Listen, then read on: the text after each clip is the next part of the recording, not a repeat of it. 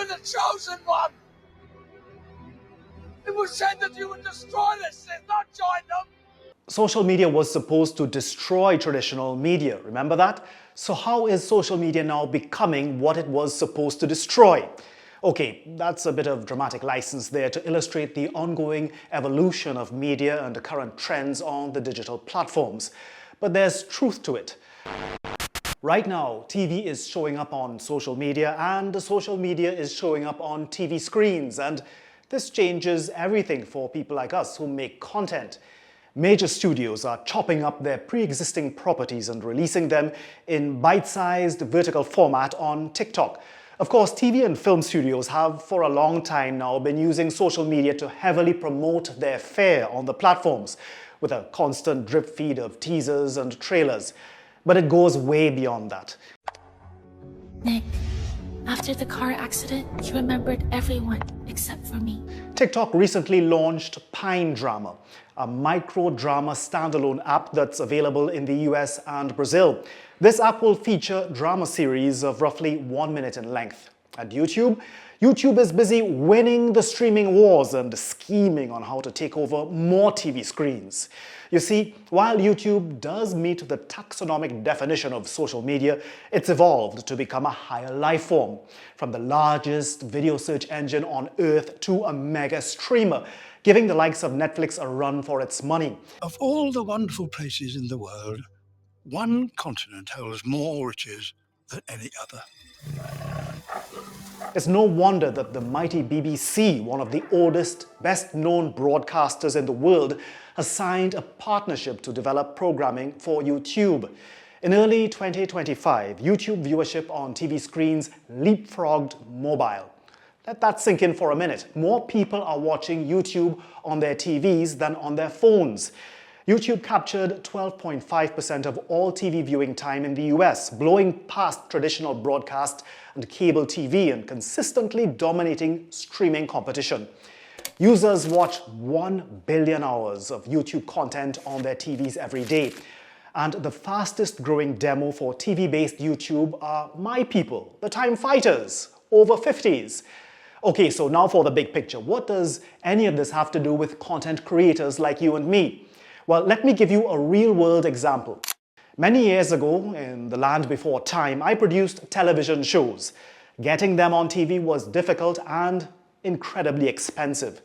If the YouTube of today existed 15 years ago when I started out creating TV shows, I would have skipped the TV stations entirely and just come straight here. This video is also a journey through the different eras of YouTube. Back then, monetizing content on the platform wasn't what it is now. Of course, there are already loads of creators today who are producing TV-style content on YouTube, narrative-style documentaries, cinematic stories, that kind of stuff. But there are still more people who started out on YouTube creating content designed for this platform and not necessarily consumption on the big screen. So if you create content for social media, YouTube in particular, this changing landscape presents, I think, a massive opportunity.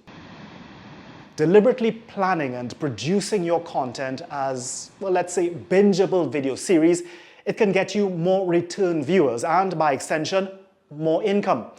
The opportunity is massive because most creators haven't adapted yet. They're still creating standalone video content that's optimized for phones and tablets instead of crafting series that people want to watch episode after episode after episode on their TVs until all of their muscles atrophy. But, and this is critical, you have to understand what changes when people watch on a TV instead of a phone. You need to always be thinking about the unique television viewing experience, which involves a bigger screen with a surround sound, the reclining movie theater style seats, and the popcorn with groups of people huddled in front of the flickering glow of a 2,000-inch flat screen. You're no longer designing content for the distracted solo viewer mindlessly swiping. Attention behaves differently when people lean back and settle in to watch TV instead of scrolling on their phones. Yes, it's still super important to get viewers to click, but you've now got to go farther than how do I grab their attention? You have to ask, well, how do I make them want to watch another one of my videos and then another one? It's 2016. Uber has spread globally at an unprecedented rate and broken. Now, anyone who's willing to learn the fundamentals of good storytelling, that includes compelling structure, good flow and pacing, and strong B-roll or visuals, well, you can blow up on YouTube. Anyone who tells you that you can do that in 5 easy steps is a liar, and probably a thief too. This will take a lot of patience, trial and error, but it is entirely doable. For words like unincorporated. If you want to catch the wave of more people watching YouTube videos on their TV screens, content creation can no longer be about grabbing attention with a clickbait hook. It's about creating content good enough and intriguing enough for people to watch from start to finish and then binge watch more of your videos. It's about the return viewer. Many creators are very good at grabbing attention and terrible at holding it. Well, if you've gotten this far in my video, congratulations to me. I managed to hold on to your attention. If you'd like to learn how to do that, if you'd like to learn how to create videos like this one, well, I can share my video storytelling techniques with you. The same techniques I sharpened over 20 years in broadcast television.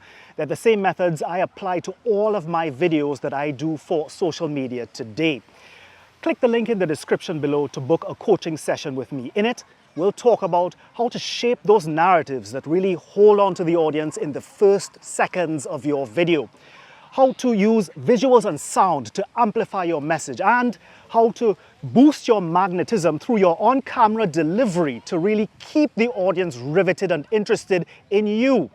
Now, I can't take too many content creators in this session because it's sort of one-on-one that we're looking at. But if you're serious about leveling up your video storytelling in 2026, then click the link in the description below.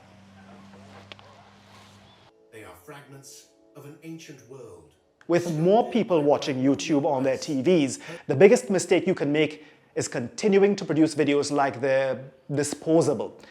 When they're watching television, people expect continuity. So if creators are constantly jumping topics or treating every video like a standalone performance, well, they force the viewer to keep redeciding on what to watch. What's happening? It's not an ephemeral shift. As more YouTube viewing moves to the TV screen, if your content gives viewers a reason to relax, to stay and watch the next thing without thinking, you're building something durable, something profitable. But what do you think? Where do you think this trend of TV on social media and social media on TV is headed? Let me know in the comments below.